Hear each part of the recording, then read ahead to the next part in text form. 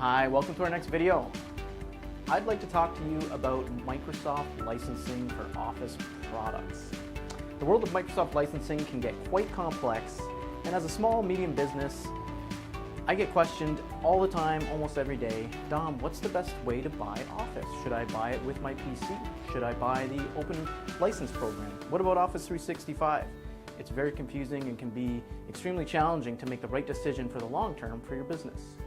In the Microsoft Open License Program, there are a handful of other programs within that, Open Business, Open Value, and Select, and some of those have changed over the years. The one we're going to focus on today is called Open Business.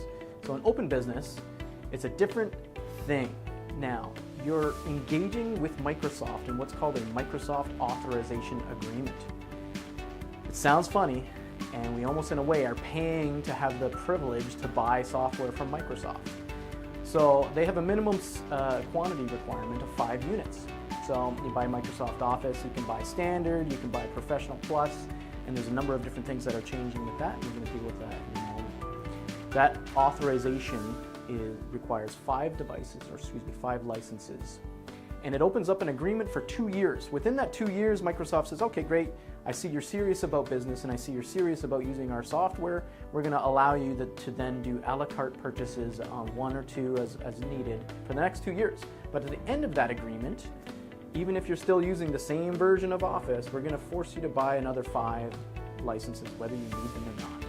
So there are some strategies to make that work, and we can sometimes bundle other server software and different things like that around that. So what's the point of having an open business license? Well, for business, the number one thing is it allows you as the end user or business, IT professional, IT manager, director, anybody like that, access to download your license keys and to actually have access to the download ISO media, the installer media, at any time over the internet, anywhere. Also, as a managed service provider or a system installer, we can associate our business with your business. And then we can actually gain access to your keys and to your installer media that you paid for, whether you bought it from us or from someone else. So that allows us to easily and quickly manage reinstallation or configuring of your systems without having to interrupt anyone or having to go find an invoice and find a card and all these different things. So inventory media, number 1. Number 2, standard ISO installation media. So one of the things that happens but isn't very popular, it isn't very common knowledge, is that there's actually different ISO media for the different license programs. So OEM has its own type of CD or downloadable installer. The Microsoft Open License Program has its own downloadable media installer, and they don't work together. And it's actually a huge complicated mess to try and interchange keys, and it often can involve having to reinstall the application altogether. So outside of inventory and the ability to have the right ISOs, meaning your installable media, there's a few other reasons why people choose Open License Program.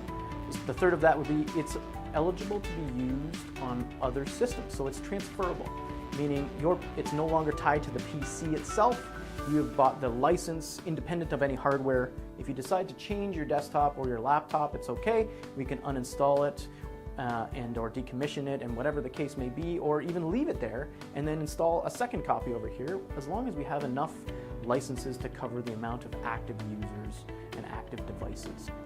Another point of the Open License Program is it's eligible to be used in virtualization platforms like Virtual Desktop Infrastructure, VDI, or a Remote Desktop Server, RDS or RDP. So in business, larger businesses, typically above the 20 to 30 users, we can build a server where in that multiple devices, desktops or thin clients will access the one single server, and in that server we simply install Microsoft Office and everybody sort of shares that version. It's great, it's an IT manager's dream. It makes it extremely easy for us as a service provider to be able to support and sell, and though it may be a little bit frustrating for some people because they have to use the remote desktop and they work in a window, it is typically the fastest and the most reliable solution for business. It protects the data and all these different things we can troubleshoot very, very quickly and very, very easily. So OEM products and retail products from Microsoft are not eligible to be used in the server side in a virtual desktop or a remote desktop solution. Don't forget to subscribe. Thanks for watching, and I'll see you next time.